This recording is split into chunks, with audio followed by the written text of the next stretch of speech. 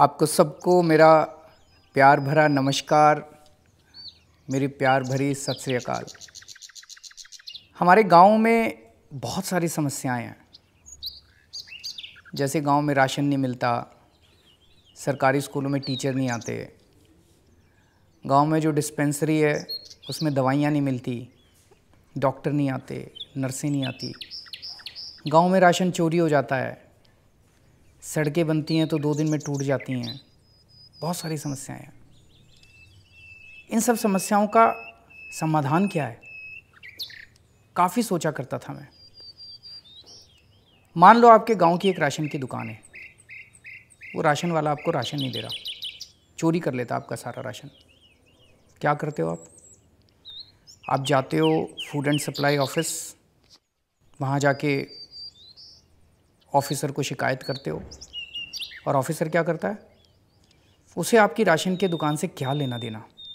उसकी बला से आपको राशन मिले ना मिले, उसकी बला से कोई काम करे ना करे, उसे तो राशन लेना नहीं है दुकान उसको ऑफिसर को।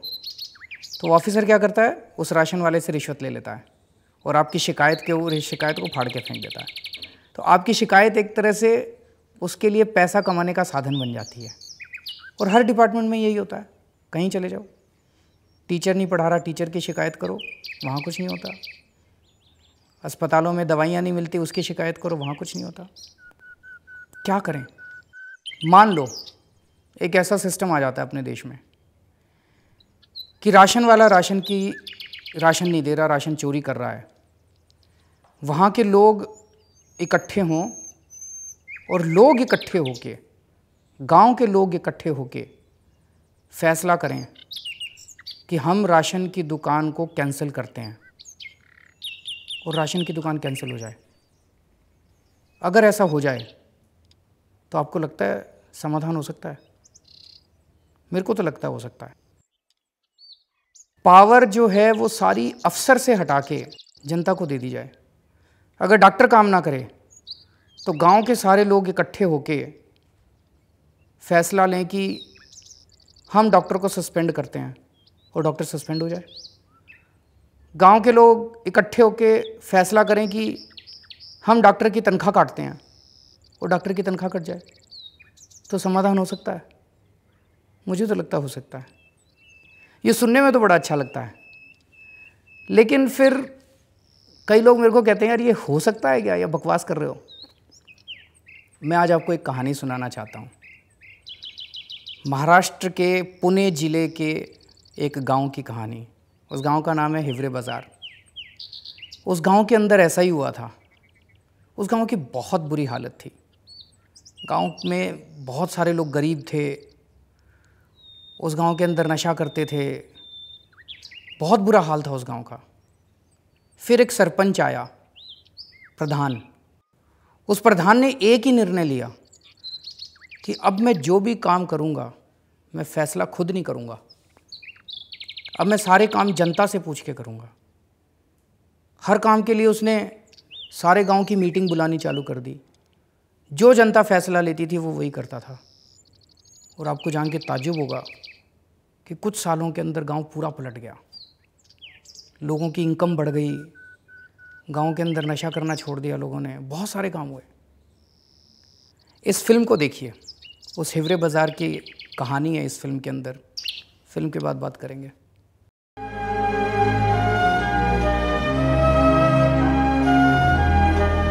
सच्ची लोकशाही केंद्र में बैठे हुए 20 आदमी नहीं चला सकते।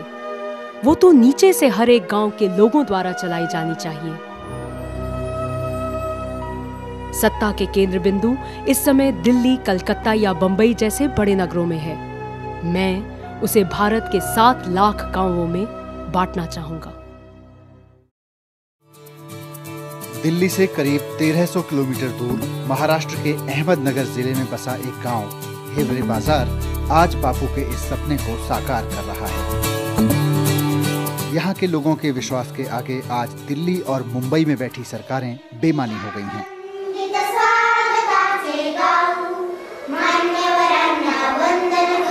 स्वागत गीता गाऊ, स्वागत गीता गाऊ, स्वागत साफ सफाई, रहन सहन और बाकी जरूरतों के मामले में शहरों को भी पीछे छोड़ चुके यहाँ के लोग आज इस गांव के निवासी होने पर फख्र महसूस करते हैं। वर्षों पहले गांव छोड़कर मुंबई और पुणे जैसे शहरों में 2 वक्त की रोटी तलाशने गए लोग आज गांव वापस लौटकर सम्मान और समृद्धि भरी जिंदगी जी रहे हैं। पूर्वी रोजानी कामाला जात होतो, मग तिथून पुढं पहले मजदूरी करते थे, 5-10 रुपए रोज मिलते थे तो खाना मिलता था। लेकिन वाटर शेड का काम होने से पानी रुकने लगा, उसकी वजह से खेती होने लगी। फिर 2 गायें खरीद ली, बाद में 16-17 गायें हो गई। 250 से 300 लीटर दूध रोज बेचते हैं, जिससे आमदनी बढ़ गई है। बहुत साल हो गए मैं गांव में आया नहीं था, तो गांव में आके देखा मैंने कि इतना सारा प्रोग्रेस हो रहा है, तो मन बना लिया मैंने कि गांव में एक अपना घर होना चाहिए और इधर ही सेटल होने का। गांव का हर घर गुलाबी रंग में रंगा है और गलियां हर वक्त इस तरह सजी रहती हैं मानो कोई त्योहार मनाया जा रहा हो। और ये इस गांव का पंचायत घर है, जिसे यहाँ के लोग ग्राम संसद कहते हैं। ग्राम संसद यानी गांव के लोगों की अपनी संसद, जिसमें गांव के तमाम लोग बैठते हैं और अपनी उन्नति की योजनाएं बनाते हैं। यहाँ ना कोई जनप्रतिनिधि होता है और ना सरकार, सारे लोग खुद ही गांव की सरकार होते हैं। ये सरकार ना कोई बनाता है ना गिराता है, लोग हैं तो सरकार है। इस सरकार ने पिछले 15 साल में जो कुछ काम किया है उसकी जगह जगह तारीफ हो रही है। हिवरे बाजार गांव की ये खुशहाली कोई बहुत पुरानी बात भी नहीं है। सन 1989 तक यानी महज 20 साल पहले तक ये गांव पूरी तरह बर्बाद था। आज गांव की पर कैपिटा इनकम यानी हर आदमी की औसत आय 28,000 रुपए सालाना है, लेकिन 1989 में ये महज 842 रुपए थी। यहाँ के 90% लोग गरीबी रेखा के नीचे थे। गांव में इतनी शराब बनती थी कि आसपास के गांवों में भी सप्लाई होती थी और लोग आपस में लड़ते रहते थे। 72-82 में जो अकाल गिर गया तो वो लड़ाई झगड़े शुरू हो गए, तो 82 में एक मर्डर हो गया, 84 में भी हाफ मर्डर हो गया। तो यहाँ पुलिस को 8 दिन तो बहुत हो जाती थी, तो पूरा गांव कोलैप्स हो गया था। तो ऐसी हालत थी, तो स्कूल की हालत ख़राब थी, या पंचायत के थ्रू आने वाली सुविधा गांव तक आती नहीं थी। तो ऐसी बहुत सी समस्या से गांव जूझ रहा था। फिर वो जो हमारे अभी सरपंच है पोपटराव जी पवार, वो तो अच्छे क्रिकेट खेलते थे, वो M.Com पढ़े हुए हैं, वो स्कूल में नगर में ही थे, कभी कभी गांव आते थे। कि हमने सोच लिया कि अगर पवार साहब सरपंच जी पोपटराव को बनाएंगे तो लोग सुनेंगे। ग्राम सभा में यही तय किया कि भाई कोई सरकार आएगी और गांव में और हमारे परिवार में बदलाव लाएगी, ऐसी बात नहीं है। तो हमें कुछ करना है, इसलिए हम लोगों ने सबको साथ लेके यही बताया कि भाई आपके प्रॉब्लम्स क्या है। तो किसी ने कहा भाई पीने को पानी नहीं, गांव में पानी दे दो। कुछ लोगों ने कहा अरे खेती को पानी नहीं, खेती को पानी दो। किसी लोगों ने कहा बिजली नहीं, बिजली दे दो। कुछ लोगों ने कहा ये तो सब होगा ही, लेकिन अच्छी पढ़ाई भी होनी चाहिए। तो गाँव में स्कूल का निर्माण होना चाहिए, अच्छा स्कूल होना चाहिए। इस गांव की खुशहाली का मूल मंत्र है फैसले लेने और उन्हें अमल में लाने में लोगों की भागीदारी। देश के तमाम गांवों और शहरों में विकास के नाम पर चलाए जा रहे कार्यक्रमों और योजनाओं की सफलता तभी संभव है जब योजना बनाने से लेकर उन्हें अमल में लाने तक की जिम्मेदारी खुद उन लोगों के हाथों में हो जिनके लिए ये बनती हैं। हिवरे बाजार गांव में आज जो कुछ भी है उसी की बदौलत है। दिल्ली और मुंबई की सरकारें मिलकर जिन समस्याओं का समाधान पिछले 60 साल में नहीं ढूंढ पाईं, उनका आसान सा समाधान यहाँ के लोगों ने दे दिया है। आज गांव के सरकारी स्कूलों की हालत शहर के नामी गिरामी प्राइवेट स्कूलों से भी बेहतर है। बच्चों के लिए तमाम सुविधाएं हैं, साफ सफाई है और सबसे बड़ी बात है अध्यापकों की सोच। पंचायत राज में सब अधिकार पंचायत को दिए, वैसे स्कूल गांव का होता है तो स्कूल पे नियंत्रण का अधिकार भी गांव को ही होना चाहिए, गांव के लोगों को होना चाहिए। क्योंकि गांव के लोगों को समझ में आता है कि स्कूल के टीचर भी हमारे बच्चों के लिए ही है और स्कूल हमारे बच्चों के लिए है, इसलिए उनको वो भी हमें सहकार्य देते हैं, हम भी उनके बच्चों को अच्छी तरह पढ़ाते हैं।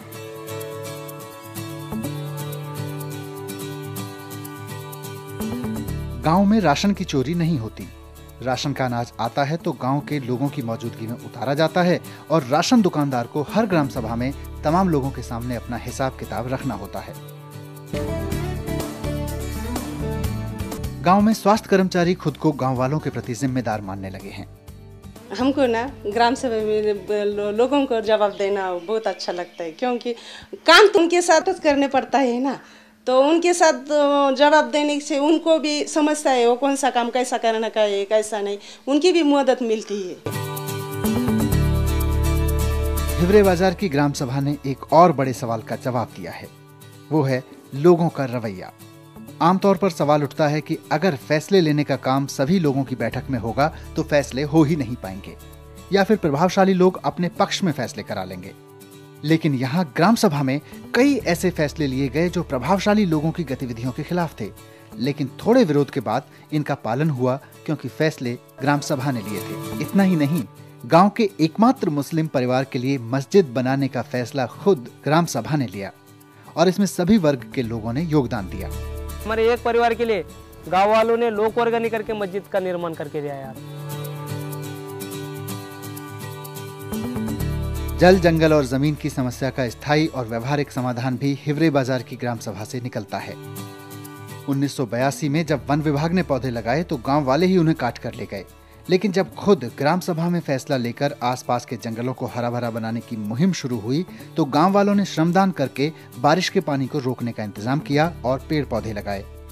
और आज जंगलों की रक्षा के लिए यहाँ वन विभाग की जरूरत नहीं है। पहाड़ थे बिल्कुल बंजर थे, अभी तो हरे भरे। 10 लाख हम लोगों ने पेड़ लगाए और 99% सक्सेस रेट है।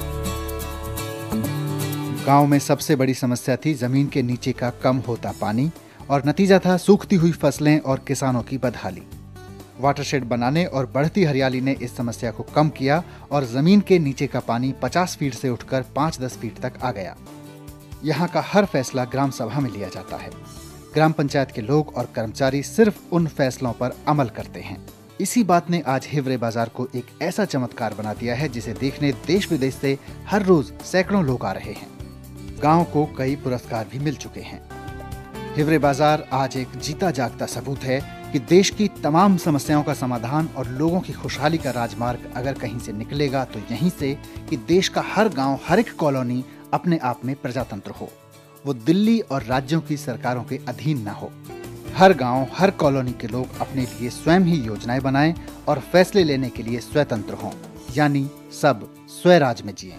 मेरा गांव इस देश में सबसे अच्छा है। तो कैसा लगा हिवरे बाजार? बहुत सुंदर गांव है ना? हमारे देश का हर गांव ऐसा बन सकता है।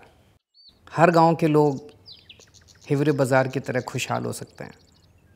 एक ही शर्त है कि हर गांव के अंदर हमें सत्ता, पावर सीधे जनता को देनी पड़ेगी। आम आदमी पार्टी का भी यही मकसद है। हम लोग चुनाव सत्ता भोगने के लिए नहीं लड़ रहे, हम लोग चुनाव सत्ता का केंद्र ख़त्म करके सत्ता जनता को देने के लिए लड़ रहे हैं। गांव-गांव के अंदर सत्ता सीधे जनता के हाथ में होनी चाहिए। फैसले लेने के अधिकार जनता के पास होने चाहिए, अफसरों के पास और नेताओं के पास नहीं होने चाहिए। ऐसा हो सकता है? बिल्कुल हो सकता है, लेकिन एक शर्त है। कौन देगा ये पावर? कौन देगा? जो भी करप्ट पार्टी है वो कभी आपको पावर नहीं देगी। क्यों? राशन वाला राशन चोरी करता है, वो पैसा ऊपर तक पहुंचता है, ऊपर नेता तक पहुंचता है, अफसरों तक पहुंचता है। आपकी दवाइयाँ चोरी होती है, वो पैसा सारा ऊपर तक पहुंचता है। आपका टीचर क्लास में नहीं आता, आपका डॉक्टर नहीं आता, वो भी अपनी तनख्वाह ऊपर तक पहुंचाते हैं। तो जो भ्रष्ट पार्टी होगी वो कभी आपको सत्ता नहीं देगी। केवल एक ईमानदार पार्टी आपको सत्ता दे सकती है। आम आदमी पार्टी आपको सत्ता दे सकती है।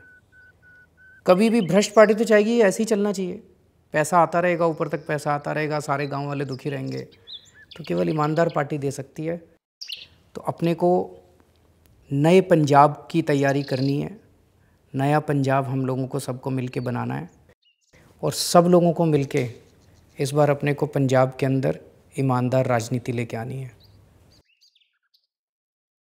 आ चल के तुझे मैं लेके चलूं एक ऐसे गगन के तले,